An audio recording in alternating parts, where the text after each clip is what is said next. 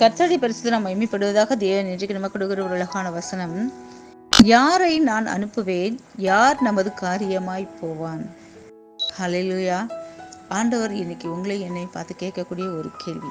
அன்றைக்கு ஏசாயாவை பார்த்து ஆண்டவர் கேட்டார், இன்றைக்கு நம்மளை பார்த்து ஆண்டவர் உங்ககிட்ட கேட்கிறாரு, யாரை நான் அனுப்புவேன், யார் தயாரா இருக்கீங்க ஆண்டவருக்காக ஊழியம் செய்யறதுக்கு, அவருக்காக சுவிசேஷம் சொல்றதுக்கு, அவருடைய பிறப்பையும் இறப்பையும் உயிர்த்தெழுதலையும் சொல்லுவதற்கு யார் தயாரா இருக்கீங்கன்னு சொல்லி ஆண்டவர் உங்களை நோக்கி கேட்கிறாருங்க. இங்க ஏசாயா அங்க போய் ஆலயத்துல அழுது கேட்கும் போது கண்களை ஏறெடுத்து பார்க்கிறாரு. பெரிய சிங்காசனத்துல தேவன் வீட்டு இருக்கிறத காண்கிறார். ஹல்லேலூயா. அந்த தரிசனத்துக்கு பிறகு ஏசாயாவோட அநேக ஆவிக்குரிய காரியங்களை தேவன் மிகவும் பிரயோஜனமா பயன்படுத்த ஆரம்பிக்கிறார். அதுக்கு முன்னாடி இருந்தவரை விட அதன் தரிசனத்திற்கு பிறகாக அவருடைய நாவுகளை ஒரு நெருப்பு வந்து தொடுது.